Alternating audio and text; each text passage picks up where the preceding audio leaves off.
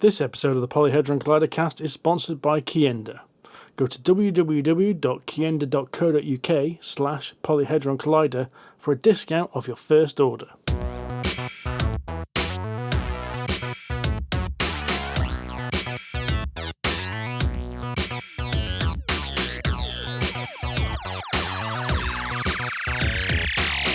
Hello, ladies and gentlemen, and welcome to the Polyhedron Collider Cast, episode 170. I'm Steve Tudor. I'm Andy Lewis. I'm Sid Gill. And I'm Rory Summers, and you've missed it all because Sid, moments ago, was a cow. Oh, that was a good add-on, that. Well, you had a choice, boys. You had a choice of me without my top on, or when I found out or literally anything else. Or I found that the Zoom does avatars. And I could be a cow. And it has made my evening. It really has made my evening. To be fair, Sid did offer us a little sneak peek as to why we all wanted to choose the cow. And we all chose We could not have chosen hard enough. fast enough. Love you, Sid. Love you, mate. Yeah, but you just don't want to see my hairy shoulders. That's what you're telling me. Yeah, that is what. Yeah. I mean, if you were saying you were wearing a luxurious cashmere sweater, I wouldn't have thought anything else of it. Oh, God. Oh, that just sounds horrible. Wearing a cashmere sweater on a night like tonight. Oh, my God. It would be soft. Oh. Moist, but It would soft. be ringing, man. It would be ringing. Is this all right here? What are you whinging about? You got the heating on or something? Mate, I'm Scottish. I don't have heating, right? That's true. You've just got down. That's what you've got. Having seen you with your top off, I know you've got this lovely fluffy layer of down. Yeah, exactly that. I put a winter coat on. I molt every April. Sid doesn't have a carpet in his house. He actually has a laminate floor with covered in his shedding. Oh, come on.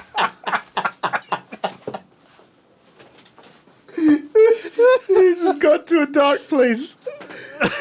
Oh my goodness. Here I was worried that today's episode would be our annual Let's Be Really British and Complain About How Hot It Is episode. But We can do that if you want. no, let's not do The that. thing is, we've been doing that a lot recently because most of the last, 2 or 3 episodes have been on a hot day. That's global warming, mate. That is true. That is true. We never complain it's cold, though, do we? No, that's because we have the glorious invention called double glazing and central heating. And slippers. Don't forget slippers. And slippers, that's Very true. good. And Ovaltine. I do like Ovaltine, God. you know. We are men of a Jesus. certain age, aren't we? Absolutely were. Do you not like Ovaltine, Rory?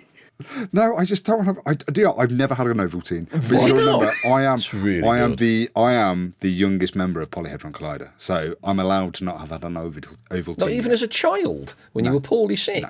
Oh, man, you've missed out. It's good stuff. So I didn't have Ovaltine until I was in like 30s.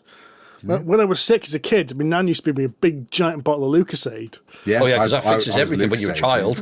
a blue plaster and a bottle of Lucozade, and you're fit for anything. Exactly. just loads of sugar. That's perfect when you're a 6-year-old, Absolutely, isn't it? yes. He's not sleeping. I'm not surprised. You've just fed him pure energy. You've given him more energy than a neutron star. Did you know? You know I used to get those Lucozade glucose tablets? Yeah. Yeah. They're legal now. No, I always ate them as a sweet.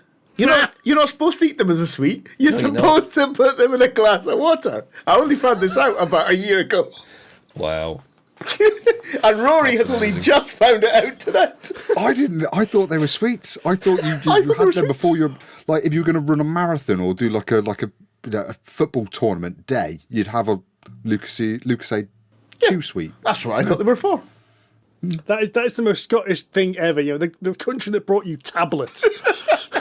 For those who don't know what a tablet is, it's basically just melted sugar that's then re-solidified as a block. And there might be some butter in there. concentrated somehow. With cream. Yeah. Good God. And then battered and deep fried, probably. Do you know what? As an embarrassing secret I'm now going to reveal to the world, it took me an embarrassing amount of time to actually realise that Lucozade is just glucosade without the G. That took me far too long to work out and realise that Lucozade is named after glucose because that's what's in it. kind of makes sense. Yeah, I've never. It does make sense. Actually, I've never given it that much thought. Have I just given you a revelation there? You Sid? I really wouldn't have. call it a revelation, but I'm now thinking, like, why is a Lipton iced tea called Lipton? I've never really considered why drinks are named the names. That's a good point. I don't know. Maybe it was created by Mr. and Mrs. Lipton. I don't know. I mean, that's an entire marketing department screaming at us that we didn't get their Lucozade. Wasn't it something stupid like Coca-Cola is named it called Coca-Cola because it actually used to have cocaine in it? Yes, it did. Yes, yeah. Or extraction of something that was from cocaine. Yes, it was definitely Yes. that. And then they realised, no, we probably shouldn't sell that. Or they were told not to. Something like that, yes. But it did originally have cocaine in it. But that was back in the day when things like smoking was good for you, you know. That wasn't that long ago. It wasn't, frighteningly. That was, what, the 50s, the 40s, the 30s? I don't know. All the way through the 100 80s and years ago. That was quite a 90s. long time ago, actually. Now, God, we're old. Talking about really old things, What's Steve done now? Don't you dare look at me. many of the board games we're going to talk about today are based on quite old things. Yes, they are. Yes, and I'm depressed that one of them is from my childhood, which means, again, why are you looking at me? Do you know what? That's a great place to start. Let's talk about one of the board games that we've been playing based on, not necessarily your childhood, but something from your childhood, Stephen. Okay, so let's talk about Fighting Fantasy Adventures from Martin Wallace.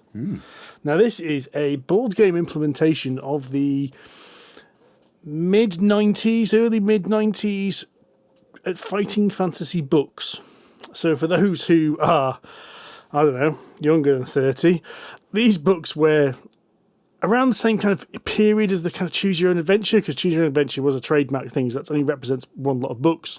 But these were fantasy adventure books written by Steve Jackson and Ian Livingstone originally, and then expanded out. But these are the two guys that basically started Games Workshop, brought D&D to the UK, all kinds of amazing things that are related to our hobby as it is now. But these books were books in which you made choices about what you're going to do, but you also fought monsters and you had to roll dice and defeat them.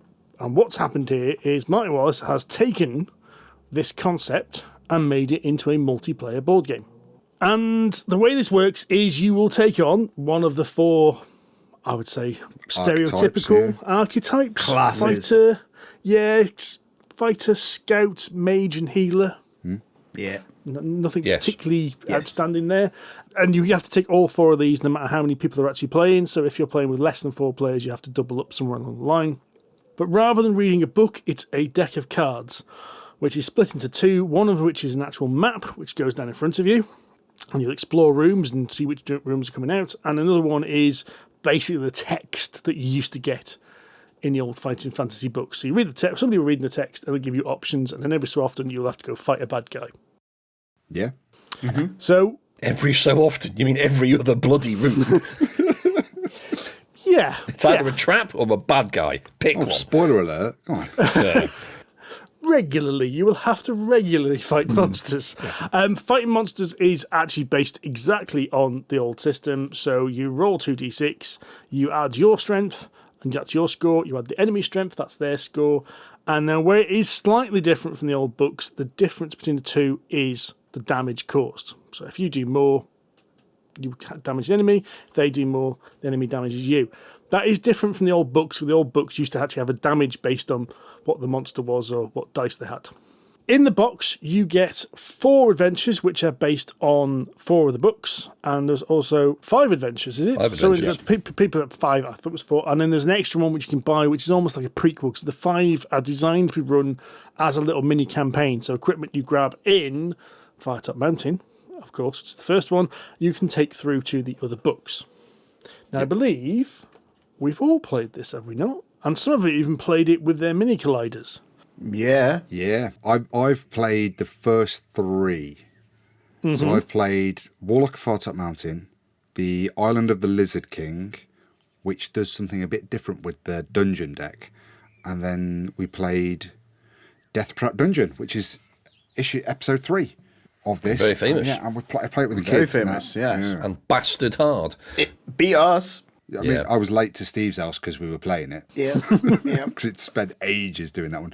But no, I have really, really enjoyed this game. It did exactly what I thought it was going to do.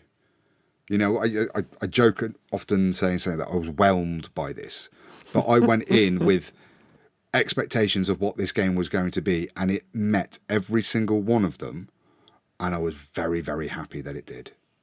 You know, I love the idea that you've got a marching order. So you've got your little tokens that represent your different classes, and you decide which order you're going to go through the dungeon because you can't split up. And then you can gang up on beasties and they can gang up on you, and it's just all managed through just these tokens on a little piece of cardboard. You've got to solve riddles, you've got to work out, you kind of navigate, you've got to solve, you know, find the clues, find pieces of equipment. You can come up with really outside the box, left field ways to solve some of the problems that you find in some of the later adventures. I played it with Logan, and he was coming up with what I thought was utter batshit crazy suggestions. But I turned the card over, and then his suggestion was the top one. If you've done this, you just basically kick ass. It's like Family Fortunes. You got the top answer. He got the top answer, which only, of course, encouraged him to get more and more batshit crazy as the adventure went on. But it's brilliant. I love playing it. I love playing it with him. I'm really enjoying kind of going through these stories and developing kind of the characters incrementally with new bits of equipment, bits of treasure. So I'm going to say, so you have tried the campaign aspect of it. How well does it work? It works. It's quite straightforward, really. It's not overpowered. Like between levels 1 and 2, if you survive, you get access, because every character, sorry, let me backtrack a little bit. Every character starts the game with a certain number of special abilities. So that might be a dodge or mighty blow or firebolt or healing hands. And then when you progress to level 2, you get some more, or you get some upgraded ones. And then between level, when you get to, so every time but you have to survive. So of course some heroes might die between adventures, as may or may not happen when Sid and I played. So that character, if we carried on, wouldn't get the level 3 abilities that all the other characters would have. And then you've got particular equipment. So you might pick up a sword or a magic ring or a cloak or a helmet or a blah blah blah blah blah. You might pick up those and give them to a character, and they'll stick other pieces of equipment, like you might find a net or a rope, and it will say on the card that it's only usable in that one adventure.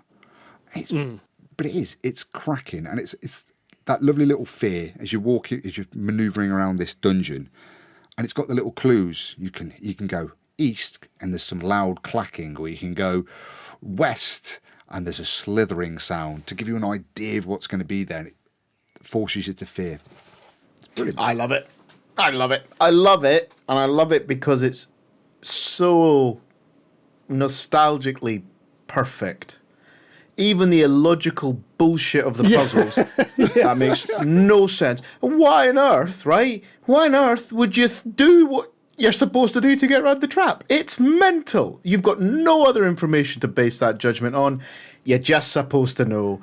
And I love it for that. It's unapologetically hard. See, this is the thing which I struggled with a little bit, because part of me wanted like a modernised version of this, which had clues and things like that, you know, but it's not. It's a classic early 90s experience where there is no clue as to where to find the blue key.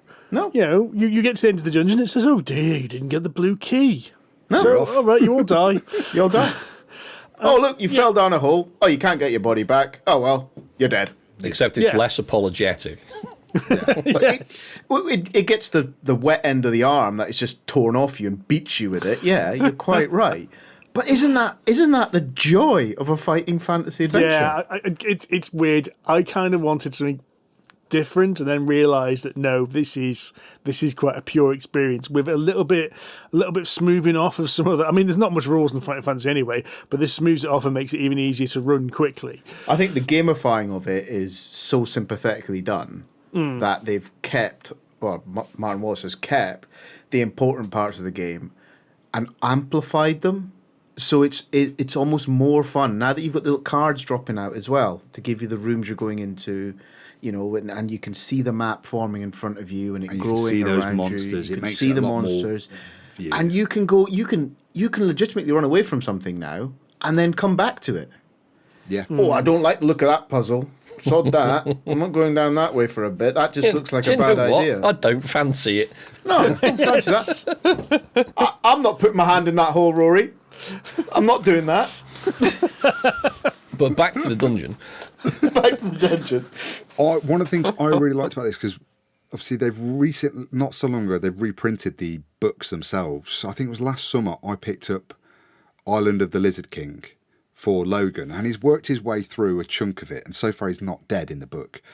But when we came to actually play the game, it follows the key beats. So if you remember bits from when you've last read the books, you'll remember the bits in the game because they're still there. So we got to this one bit, and I was like, do you want to go here and do this thing, or do you want to go there? And this way, it was like, definitely that way. I remember this. I'm going nowhere near that rock. That's the other thing as well. These games are designed, and the books were designed to be played over and over again because you couldn't work out, where is the blue key? You'd only find the blue key by exploring some other route that you didn't do previously. Oh, and there it is. So I think they were purposely written. I think Warlock of Firetop Mountain even says we encourage you to play this over and over again to learn where bits are. Because you're going to die. Because you're going to die, and you're not going to find something, and you're going to work out, say, well, how the hell was I supposed to find that? I'm supposed to do it again and try and remember what was good and bad last time. Well, you say that. Rory and I played the sort of standalone adventure, the Orb of Fukis or whatever it was, Lucas or whatever it was. And we nailed it first time, no problem at all. Because we're professionals. So you're saying it was me that dragged you down? Yes, it is. I didn't want to say it at the time and ruin your day, so I'm going to do it now in public. Yes, it was your shit decision-making, Tudor, that killed us all. We were letting Steve out to dry, really, because that was the beauty. Because when Andy and I played it, and it's how great different from the book is we could collaborate and we could talk about it. So there's a puzzle, and we tried to work out this puzzle together. And I remember that brilliant moment where Andy goes, "I've got it! It's this!" And he rattles it off. I was like, "That makes perfect sense. Let's do it!" And it's right. And then you go, "Yes, we did it!" And I can ride your coattails. And other bits where I was like, "Oh, I think it's this because this puzzle means this," and I'm trying not to give anything away, so do beg my pardon. And then you get it wrong, and you just go, "You're a daft sod, Rory." And you have that really collaborative because you get all these different points of view. Shall we drink this? Shall we open this chest? Who's going to open the chest? Who's going to go through the door first? The thing is, though, and this is something Steve pointed out when we played it, and you're absolutely right, that there's absolutely no clue or warning as to which choice is right or wrong. No. You've just got to flip a coin and go with it. You've opened the chest, here's your reward, another monster! I do love that the game almost, in the campaign, it almost tries to teach you how to do it. It's like, if the scout was the first to enter, you've done all right. But if anybody else has got in first, you're stuffed. Well, I found but then that later on, it's first encounter, if the mage was first, then this happens. Why the f would the mage be first? Why? Exactly, it's true. The mage is always at the back. For every 80% of the dungeon we've done so far, I've always got a bonus when the scout's first. Why would the mage go in first on this one room? To f with you, Rory. Yeah. To f with you. One of the other brilliant things I found playing this game is how I feel like it's really quintessentially British. There's this one, and I'm trying not to ruin anything. There's one card that goes, when you come, and it says, when you come up with an idea, flip this card. And I said, Logan and I are like, I don't know what to do. I've got no ideas. Having a chat about it. All right, okay, let's just flip the card. See what it says. And it said, if one of you is playing as this character and they didn't say this, call them an idiot because they should have said it. And that's almost verbatim what the card says. That's outstanding. It's brilliant. It suggests you have a soothing cup of tea as well and a warm beer. It really encourages that player interaction. You should almost like play it in a role. I am the scout, so I'll do this. I'm the mage, so I should behave like this, and I should do these things. And it wants you to do that. And if it doesn't, it kind of slaps your knuckles in a really playful, silly way. True. And you know what? The artwork, unlike the ropey 90s artwork that we got in the books, which we kind of like, we found nostalgia now. It's that like sort of black and white 90s artwork from all those books, which was good at the time and very distinctive. The artwork in the game is stunning. Really It nice, really actually. is. Yeah. It is really. I mean, I was speaking to Martin Wallace at Expo about this, and he made a significant labouring point that the artwork cost him quite a lot of money. So if you play this game, for God's sake, appreciate the artwork, because to be fair, it is very, very good. Every single card is different. Every room dungeon is different as well. It's not like they've copy pasted every card and just slapped a little bit of extra on top. Every card Everything is is different. different, Someone's just painstakingly drawn every single different room in the dungeon, and it's really stunning. It's very, very cool. I will say on that note, Island of the Lizard King is again different. So it's not a dungeon deck. So you don't have dungeon cards. You're not building a dungeon. You almost have these. They're almost like if you'd imagine each section of the venture is like a new chapter. It's almost cover art for that chapter. So it has a picture of what's going on, and then you flip it over, and it doesn't change. But it's really beautiful, and it does it like so. Yeah, Adventure 2 differs quite significantly in the way it's laid out on the table. Well, apparently it's all a 5 are massive table. different. They all have. You've got the traditional dungeon crawler. You've got is one of a kind of three. an open air one, which I think is obviously the one you've played. There's a kind of tower defense battle, kind of Helm's Deep kind of affair in one of the scenarios. I don't know which one. So even if I did know, I I think couldn't that's going to tell you. be the Adventure 5, which is The gonna be last one, Siege. yeah. So each one, he says, tinkers with the rules and the scenario and the setup and the way the game works in just a little bit. So you get a little bit of variation. You're not just dungeon trekking for 5 different missions, which I think is good. It gives you a little bit of variation, and it keeps you engaged with variation, which is good. But it does suffer. And this is something we talked about as well. Whilst it's all very good and very nostalgic, and it brings everything from fighting fantasy over to the modern world, it also brings it warts and all, because the combat is unforgiving, to say the least. Yeah, well, see that I respect it for that. I don't think that's a negative against this game at all. No, Too much these days. We say the old world was not as good as it should have been, and I'm sick of it. It was what it was, and there was nothing wrong with it, and there's still nothing wrong with the combat in Fighting Fantasy. It's sludgy, it's simple. So what? So what? To be fair, we were like on edge on most dice rolls. Every dice roll counted. Oh, yeah. It did.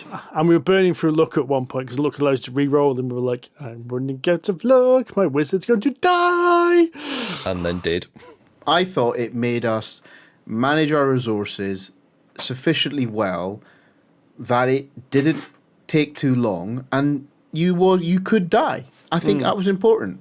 Losing the player in the game, I think, was an important part of that game. Always has been. It's designed for replay several times. It's not. It's not supposed to be a one and done. This. And now, on that point, I think it does lose something from the book.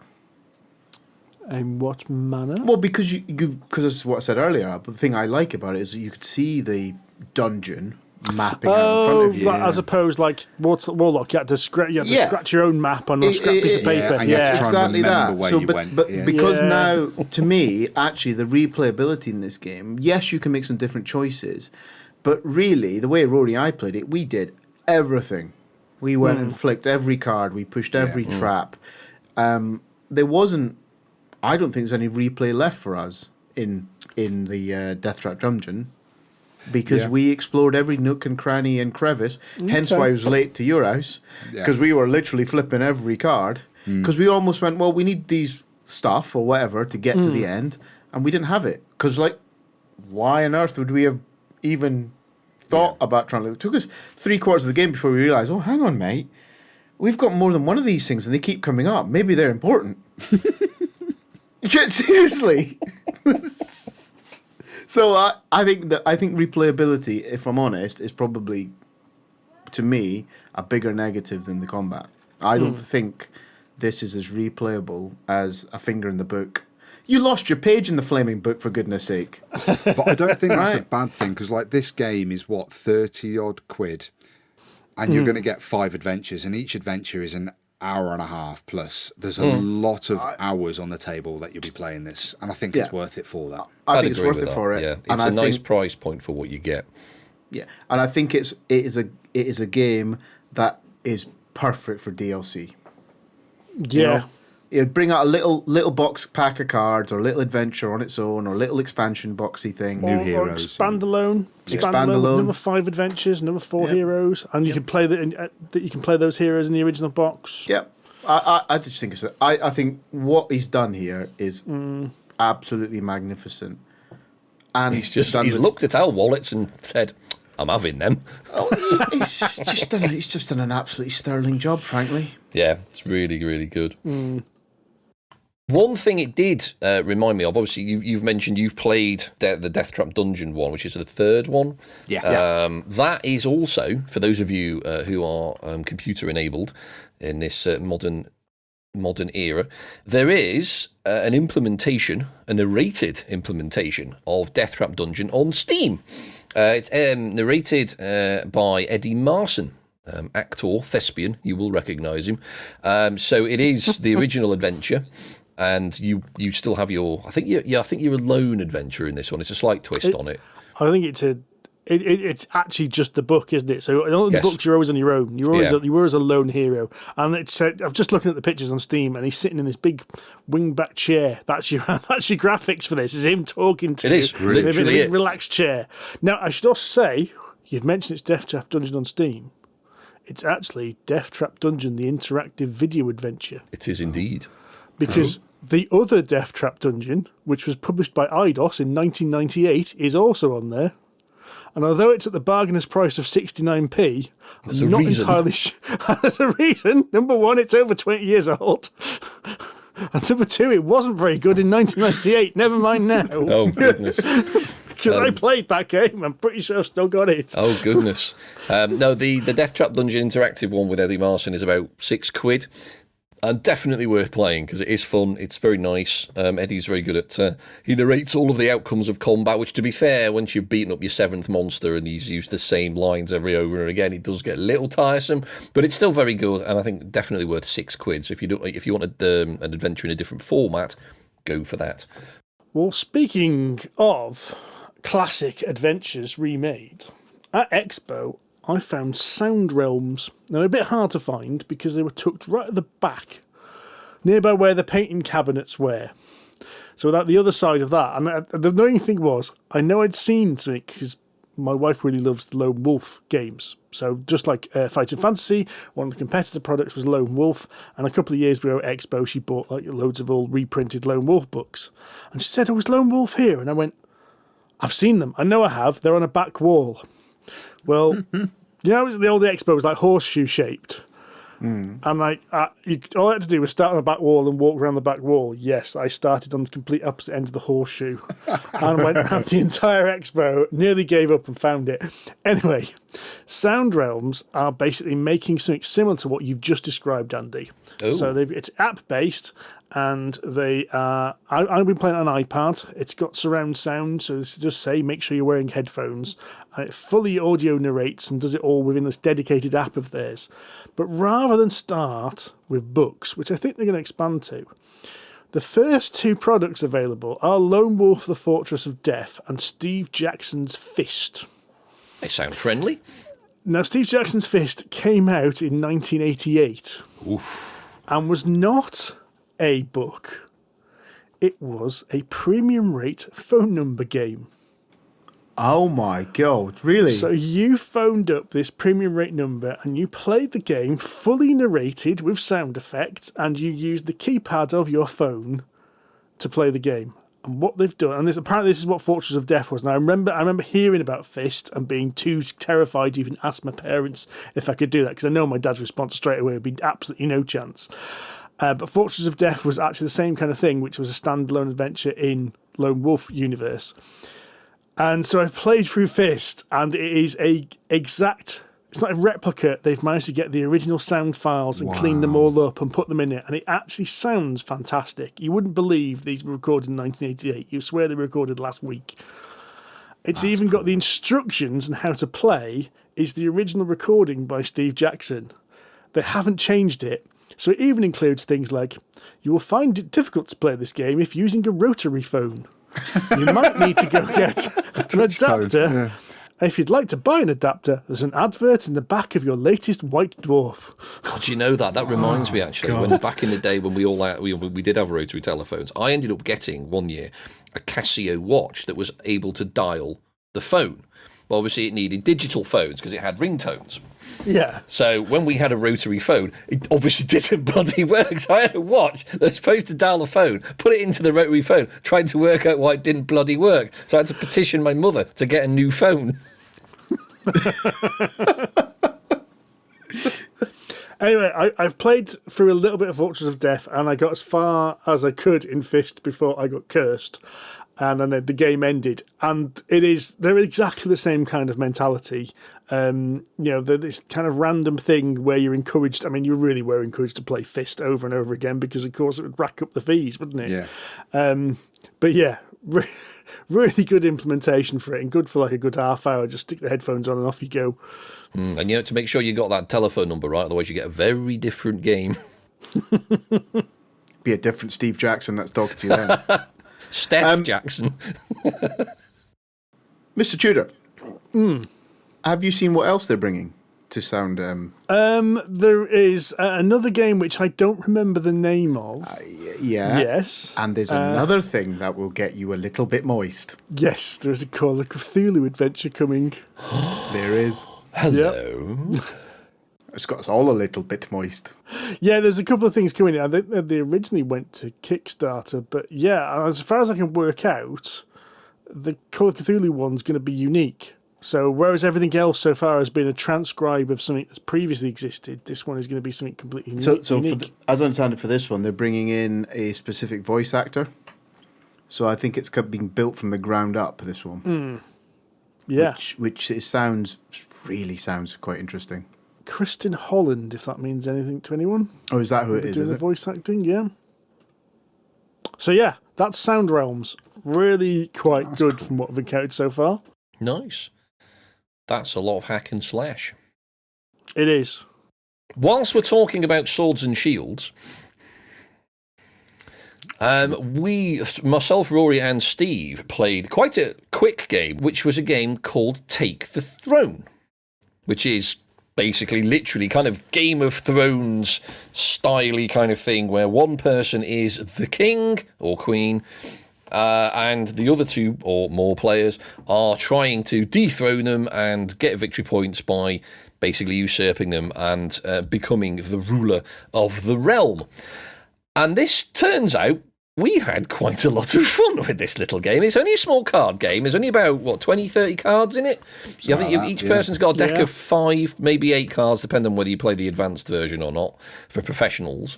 5 for the usurpers and 6 for the throne. Yes. And that's it. That's in the basic game, isn't it? Cause there's a couple more if you want to add it, if you're a professional and you've done, lots of, murder and pillaging before. But as we're neophytes, we decided to play safe. Now, this game did remind me, and probably Steve, actually, I think you've played it as well, of Donning the Purple by Tomfit Games from quite a few years ago. In theme, in mechanics. Very different mechanically, but very similar in theme, in the sense that only the king, or emperor in Donning the Purple's case, can score points, generally. There's a couple of exceptions, but generally speaking, if you're the ruler, you're the one who's going to get the points, assuming you can keep the throne at the end of the round. So we played this again last night with some other people, and somebody else came up with a really good analogy and said it's a cross between Love Letter and King of Tokyo. Oh. Which I thought was a really good analogy. So the gameplay of playing the cards is very Love Letter. Yes. But that you want to stay in the middle, which is where you score points, is the King of Tokyo aspect. Yes, that makes sense. Yes, that's good too. Very good. But it's literally that. So everyone plays a card in front of them face down, and the person who is currently the ruler turns over their card first. There are potentially 2 effects. There's an immediate effect and an end of round effect, and they will resolve those effects. You basically just go around in clockwise order and reveal those effects, and it could be anything from attack the throne, abdicate. You basically just give up the throne so you can't get munched later on, but you'll get a victory point for it. You could try to sort of be sneaky bollocks and try and steal somebody else's card, or you can completely negate rotate somebody's card, or you can swap them. There's quite a few effects, and depending on what order all of these comes out in, hilarity can ensue. And it really did, especially when we played it at 4. It became a really tense game of trying to kind of almost psychoanalyze what is Steve going to do, what is Adam going to do, and I've got to try and play the right card at the right time, because every time the monarch changes, you pick up your discard pile, which is great. But on the other hand, it's quite nice when the monarch stays for a little while, because I know you've both played these cards now, and I know I've got a bit more information, a bit more knowledge, and I can do this now. It was a really gripping game, and the scores ratcheted up quite quickly. And there was, in most games we played, it was always at least two players really vying for win. They just needed one more win to get the game, and it became really dramatic. And I think it was a very clever game. And it had a lot more table presence and a lot more engagement than I thought when we initially got it out. That tiny little box, and it's just here's 5 cards, Rory. And I was like, oh, okay, right, let's give this a go. I was very impressed by this. I really enjoyed it. It was brilliant. Yeah. Hard. I have a slight niggle with it, which is not really a complaint, just that I wish it did something one bit better, which was the game was much better if the king could stay on the throne for longer. King, queen, the monarch. Let's go on the monarch. The longer the monarch stayed on the throne, the more people had discarded cards. Yeah. And because most of you are using the same deck, or you'd seen the monarch's deck anyway, so you know what they're playing, it made it more interesting. Oh, like, well, I know Rory's played his charge, so he can't cancel my charge. And I know Andy's played an attack card, so I could probably do some subterfuge. And that came more into it, and it was a little bit annoying, I thought, that only happened once every 5 card plays, something like that, where it would be more interesting if that happened more often, but I don't know how to fix that issue, unfortunately. I think that might be the type of thing that would fix itself as we played more. I think this is the type of game that if you went to as a lot of people do with, say, Love Letter, you can sit down, you can play game after game after game of it, and you almost start to build up this meta game. I think if we did that with Take the Throne, you would build up that meta, you'd build up a rhythm and that predictability and those patterns of the way you like to play that other people would then kind of anticipate, and then the monarch would retain for a little bit longer. I just even the differences between our first game and our second game last night, the monarch stayed a little bit more in game 2, and I think it would stay again more in game 3. Because the game, we played the first one. I think Steve timed it. It took 7 minutes to play the first one. What, really? It was a really Players, interesting, eyes down, looking, pay attention to what everyone's doing, have a laugh, make some jibes at each other for 7.5 minutes, and it was quality game. I really enjoyed it. Really enjoyed it. It's my kind of game. Be a dick to everybody else, and you have to be a dick. It's very ruthless. It's very selfish. You can't really make allies, and you definitely can't trust anybody. You're out for yourself. You've got to become the monarch, and you've got to keep being the monarch, which is extremely difficult. So, considering you only get 5 cards or 6 cards to play, there's a lot going on for such a minimalist game. It's brilliant. It's really clever. So just to let you know, this game isn't out yet. It's going to Kickstarter very soon after this episode goes live. I don't know the exact date, and even Kickstarter just says launching soon. Yeah. And so I will put a link to the Kickstarter in the show notes. But yeah, I'd suggest checking it out. I'm unfortunately at this point we don't know how much it's going to cost. I'm hoping this is going to be, because it's such a small box with a small amount of cards, I'm hoping it's going to be a nice low cost that is just encourage loads of people to go grab this game, because this has potential to be a big game. And if you look at the publisher name, you'll kick yourself for the segue you missed. Oh yeah, it's Deathtrap Games. Right, stop recording. We're starting again. Scrub it. I Future realised Steve's that as gonna soon as overwrite Andy it, started isn't he? talking about it. I was like, that's what we could have done. Well, that's what happens when you're a professional outfit like we are. Yeah. Who's the professional? Well, we are professionals, just not at this. Right, should we change the tune Oh, I dramatically like now? that. Oh, nice. Mr. Summers. Yeah. Let's talk about Luthier from Pavison Games. You might know this as a Luthier, because I think this is also this is the episode where we're going to get names wrong or different to what you might be expecting. Yes. It's pronounced Luthier if you're educated and European, or Luthier if you're ill-educated and American, because that is basically what happens. I apologise to alienate half our audience. It is literally just the difference in the pronunciation. It is Luthier in Europe because basically this is the people who made lutes. That has then obviously changed pronunciation over the years to Luthier in America. So the two pronunciations are equally valid. Just depends on where you are in the world. But this is a game about making musical instruments, classical, mostly musical instruments. I say classical, but there's 3 eras in the game, classic, baroque and romantic, but ultimately they all form orchestral instruments, let's put it that way. And you are one of these instrument makers from a very famous instrument family. There's a few of them I recognise when playing the game, but only a few. I'm not going to proclaim to be some kind of instrumental expert.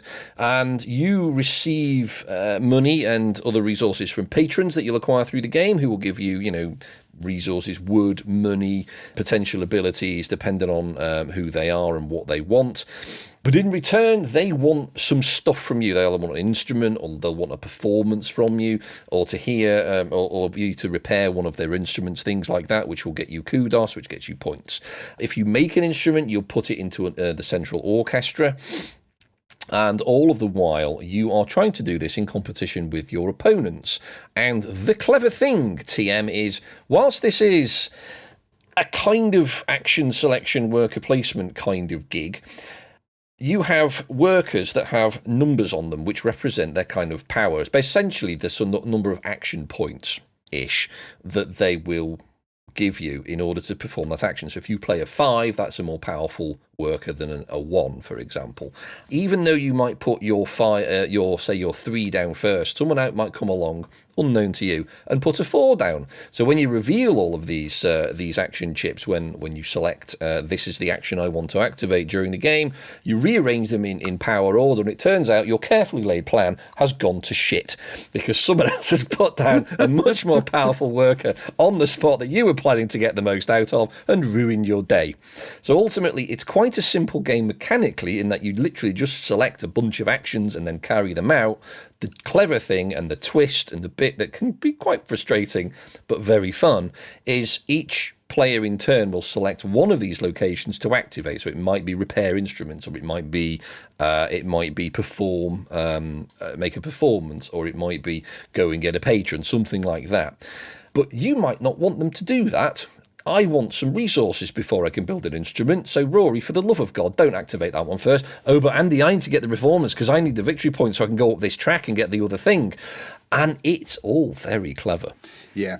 I think for me, those are the 2 clever things about this game. And these 2 clever things are built on this really fantastic Euro foundation. If this was just a vanilla, worker placement game, place worker here, and these activate in this order, I think this would still be a good game. But yes. What they've done of turning these workers into this blind auction system, and then have the fact that the workers' placement slots activate at a player's choice in player order, is wonderful. It does make it really interesting. It means you've got to bluff and gamble and take risks in something that in a type of game you wouldn't normally do those type of things, and it makes it really exciting. I would agree. Tense. The programming aspect of it makes it very interesting. It slows the game down a little bit, but because everyone's thinking at the same time, it's not so bad. Because once everyone's thought and they're all doing the thinking at the same time, you then just go around and put a piece down each time. So once you've come up with your master plan, you just execute it. Whoa. You've got to come up with your master plan. Remember your master That's the plan. hard bit. And then hope it gets executed in the order you need it executed. No. Watching Rory play this is hilarious because Rory can never remember what his master plan was. So Rory goes and says, right, because when you make instruments, you have to do it in two parts. You have to rough it and then finish it. Rory would go, right, I'm going to rough this instrument, blah, blah, blah, put it over there. And he'd finish and then go, shit, I was actually supposed to repair an instrument first. All goes out the window. I love the idea, the mechanic of the patrons as well, because ultimately the patrons, whilst they give you stuff, so at the start of each round, they'll give you a benefit. It's usually money or a resource. A gift. But they get impatient. They will not not wait forever for you to fanny around in your workshop for 3 years. They want some gear at the end of it. So gradually their impatience tracker ticks up. When it gets to the end, you would lose some points because they just decide to ruin your reputation because you're useless. A lot of points It is about 3 or 4 points. It's quite a lot. I think it's 3, but it might be more. And they'll just bugger off and leave you. So the idea is that you've got to keep drip feeding them whatever they need and kind of milk them for their resources whilst they provide you all these things. But every time you give them something, their patience just goes back to 0. So they're, it's okay, they're delivering. And then you can get more stuff out of them. Balancing all of that with all the other shit going on is quite a skill, but it is very fun. But you also want to complete your patrons because then once you complete them, they give you points. And an then you ongoing took them over, ability. you turn them over and took them into the top of your board and they give you an ongoing ability. And some of those ongoing abilities are brilliant. There's a lot going on in this game. Like I think it's a great foundation of a Euro game. It looks absolutely blinding on the table because for a start it takes up the entire fucking table. It's quite big. Yeah. It's huge. It looks brilliant and it's so clever and it's actually quite easy to understand on how you're doing it. It almost feels like it makes sense. The bits you need to do almost tell a story. It's got that flow to the process of the game. But I still haven't cracked this game. I still haven't cracked. We've played it a few times now. I've played it at every player count except solo, obviously. And I have changed my tactic and tried to attack it in a different way to get better. And I still haven't figured out what I need to do and how I can get better. But every time I do play it, I do something different and it feels right, it feels good. You'd think a game about getting, a game called Luthier about making instruments means you just want to bang out loads of instruments. I did that last time and came last. I was going to ask you that because you told me that after we played at 2-player and you said, right, I'm going to try the instrument strategy next time. And I looked at it and thought, okay, you try that, Rory, knowing you were probably going to fail. Did you fail? I didn't do very well. Let's pencil in a yes. I didn't. But I did. The thing is, I did create lots of instruments. I did do that. I did score really well there. It's just other players around the table I scored a lot better than other players around the table for that. But they got their points in different ways. And it's trying to get that balance. Yes, it's the orchestral bit in the middle is quite interesting as well because there's a bit of a race going on because there's a single spot for most of the instruments, so like a viola or an accordion or the first chair. Yeah, you end up So you can either build an instrument, repair an instrument, or do a performance, which is instrument independent. But what you can do then, once you've done those things, you can put whatever you've just done into the orchestra. If you've done a repair or a performance, you can put that token onto what they call first chair, which is the first position of that particular instrument in an orchestra, and you'll get a bonus. If someone comes along and builds the same instrument that you've put your little token on, they will pip you and knock you down to the sort of lowest point, and they will then get the same bonus of first chair. But if you can't, once you've built an instrument in that position, you can't be deposed, as it were. That's it. You've got that, and it's locked in. So you've really got to monopolize the instrument building if you're going to go for that. And it's almost set in a grid because you've got rows of instruments. So you've got sort of string, woodwind, and percussion. Thank you. Percussion and special. And there's the special ones at the top, which are kind of more abstracted, but yes. And then you've got 3 eras of music, which is where the performance comes in. So you've essentially got this kind of grid that you need to really manoeuvre quite well in order to score some quite strong end-game points. Because if you've got a load of these tokens throughout the orchestra in first chair, you're going to score quite a lot of end-game points. But of course, you can get out there quickly to get the bonuses if you've got the slightly weaker actions like the performance or the repairs, but you're in danger of getting pipped by someone who's built an instrument, because then they will occupy that spot and then secure the points at the end of the game. So there's a lot going on there as well. You look puzzled, Steve. I didn't think that some performances and repairs got you the end game scoring for They the don't get you the end game seats. scoring. They just okay. get you the bonus of the seats. Right. Yeah, if you've got first chair and of that, you'll get the first chair bonus at the end of the game. But if somebody comes along and then pips you... No, That's what I'm saying, only instruments score the first chair bonus at the Is end of it? the game. Are you sure? Yeah, repairs and performances count for shit at the end of the I game. thought they did. No, it's got to be an instrument. Okay. I'm remembering. But you're right. Getting there first with a repair or a performance does get you the bonus of that spot, which is usually like a resource or money or something like that. Which it's that Euro thing of do the thing to do the thing, isn't it? Yeah. Yeah. And the clever thing is that you can do it twice. If you can repair the bassoon and then build the bassoon, which means you benefit from the bonus twice. Yeah. And the repair, obviously, bizarrely, repairing a bassoon costs a lot less resources than making one from scratch. So getting that repair out quickly, bang, done. There you go. And now I've built it, and I've also satisfied my patron. Flip that over, score loads of points. Next instrument. Nice. Say it like that, it sounds easy. It's not. No, there's actually quite because there's only 5 rounds in the game. I think it's 5. 6. 6. You're right. Yeah. 6. And the grounds do get more complex because you start the game with only 3 workers, and then as you play through the game, it gets unlocked to 5. Yes. Which does mean that the later it's not an even split, so later rounds are a lot longer than earlier rounds, definitely. Which also means there's a lot more chaos later in the game. Yeah. Because when everyone's got 5 workers, trying to predict what order things are going to get fired off in is just complete crapshoot. On that note, I think having played it at the different player counts, I think 4 felt a little bit too chaotic for me. I think the sweet spot was 3. 2, there wasn't really enough conflict. I had too much free reign. Agreed. At 4, I felt like there was too much going on. It was in a maelstrom of noise, and it was trying to just cherry pick the best action out of that. Yeah, I'd agree with that. 3 was perfect. I haven't played it at 4, but I've played it 2 and 3, and 3 felt right. I agree. It didn't work at 2. It was, as Rory's right, there wasn't enough interaction because you basically had almost half the board to yourself because of the number of actions that were available compared to the number of tokens out there. But also, it occupied half the orchestra from day one because of the way the game's set up for 2 players.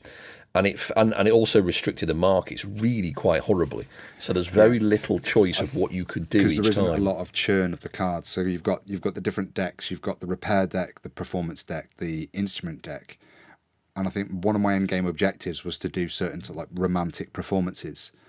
And there wasn't, because Andy wasn't interested in doing performances and there were no romantic performances available, that I was only losing 1 card a round.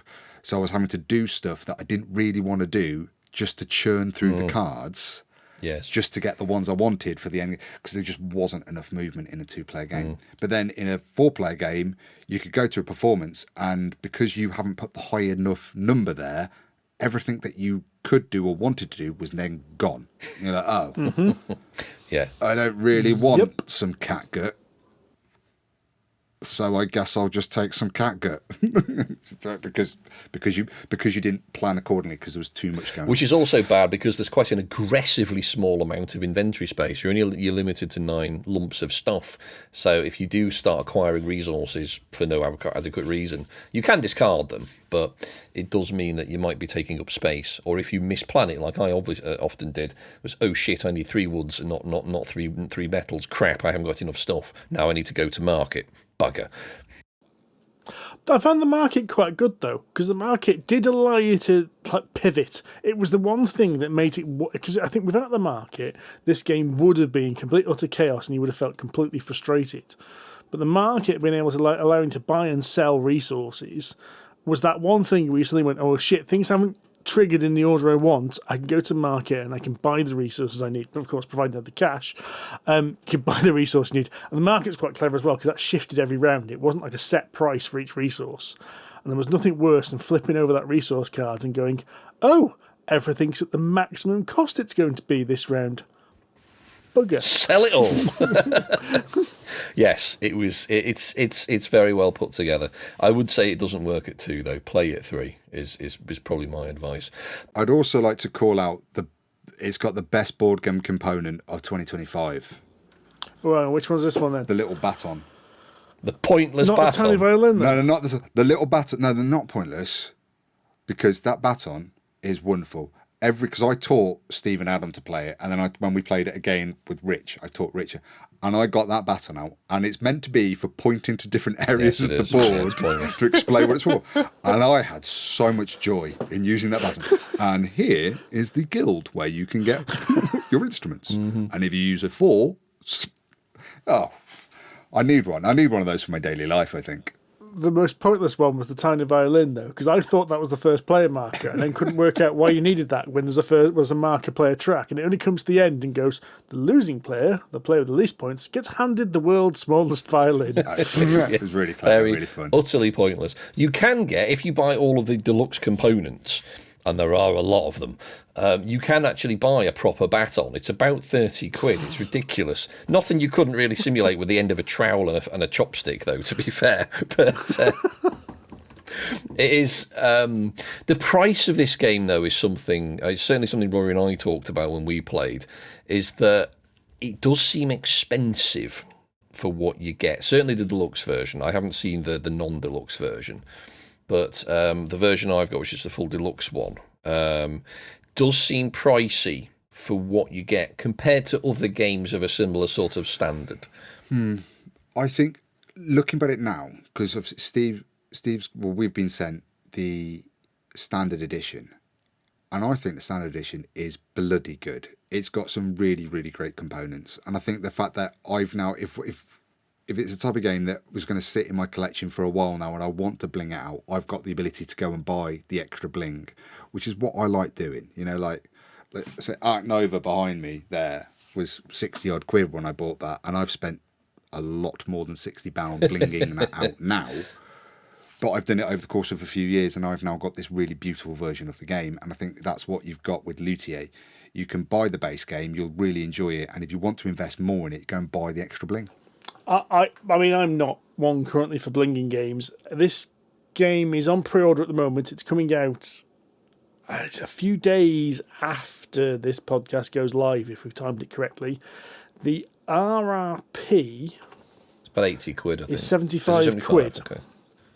Right. However, most online retailers are doing it in the region of 55 quid. Okay. Wow. Do you get all Which the I little think components in that? Like all the instruments and the Yep. workers and Yep. the little... Yep. what they call the little player cup holders from Game Trays, or the similar Game Trays thing. You don't get the, No the game cup trays. holders. Okay, you don't get that. Don't get any insert.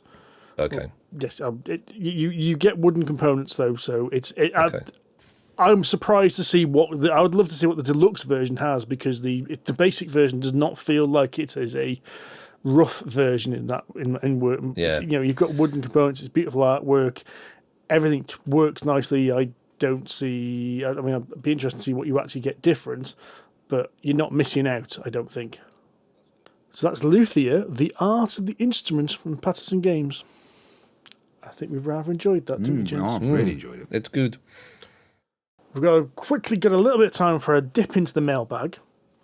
So Board Game Jimmy asks, what games do you still play that you were playing when you started the podcast? And are many great board games unfortunately victims of Cult of the New? Yes, they are. I mean, you kind of admitted as much last time, guys, because you said, the way we play, just because of the nature of our beast, as it were, we do have a big churn of games that we obviously get through quite a lot. But there are still a few gems. That.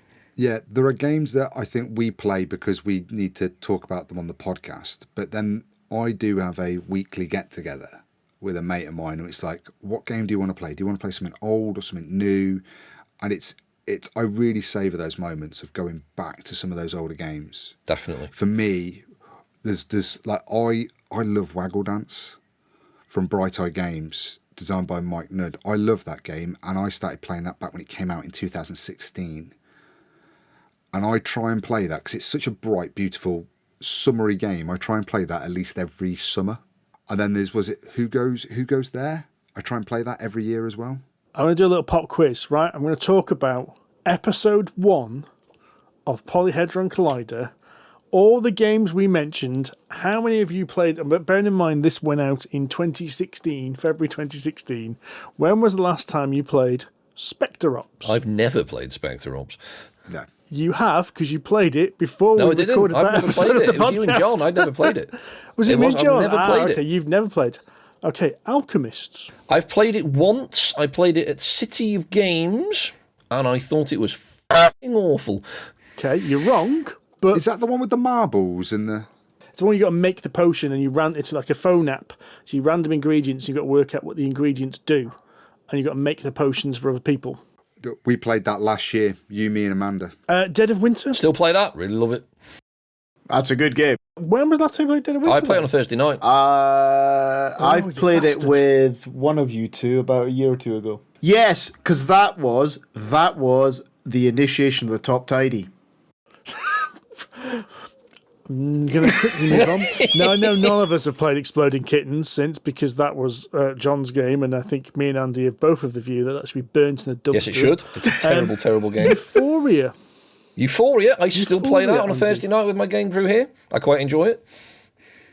Mysterium. Occasionally. I flit on the fence with Mysterium because it's a game I don't play very often, but I do quite enjoy it. The problem is I'm flitting between selling it or not, and mostly I always return to not, because it's so unique that I don't get rid of it, because every now and again I do get it out and I go, do you know what, this is actually quite fun. Just remind me, I need to get Mysterium Circus for the kids, actually. Thank you for the reminder.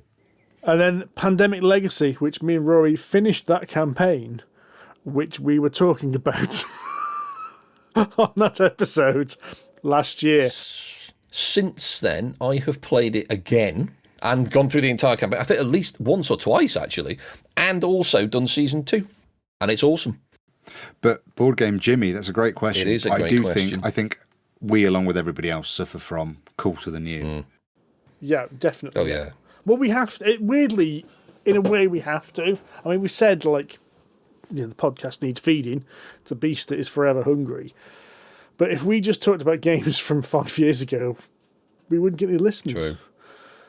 Which is the sad thing. There is an element of you want a bit of the Cult of the New, because people are interested in the Cult of the New, which means they want to listen. And although we are not a kind of audience-chasing podcast, there is a certain element of we need a certain level of audience to keep me wanting to do that. Keep me wanting to do this, basically. Sad but true. I mean, we do comment every now and again that it is lovely just to sit down and play a game. Like we said last time, it's nice to sit down and just play a game where everyone knows the rules, but it really doesn't happen very often at all. No. There's always somebody new to it, so you're always teaching the rules, and you're always playing the base game. I always like that, like getting somebody new, roping somebody new into the hobby, and then I can go back and play Tiny Towns with you, because I think Tiny Towns is a great gateway game, but I don't need to play it anymore. But you do. Agreed. You're new to Yeah. this. And you can start going back to some of those older ones that you keep almost just for that reason. Just because I've just moved house, I've got some new neighbours that might come round for a board game.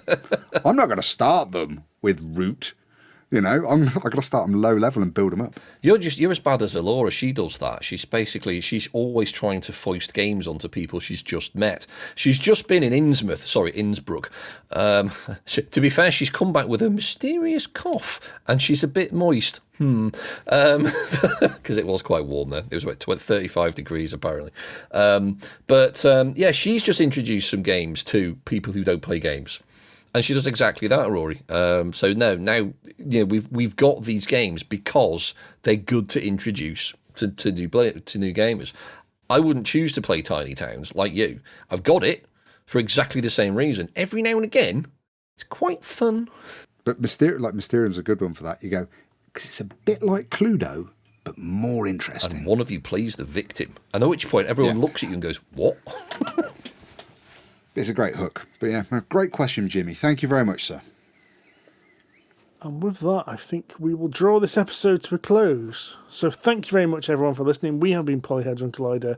Please give us a review and a star rating on iTunes or your podcast platform of choice.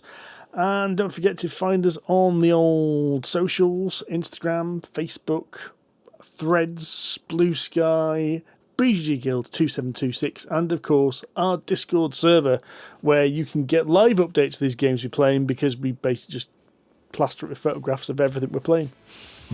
Yeah. And have additional exciting chat as well. Indeed. So until next time, happy gaming. Ta-ra. Cheerio. Bye-bye.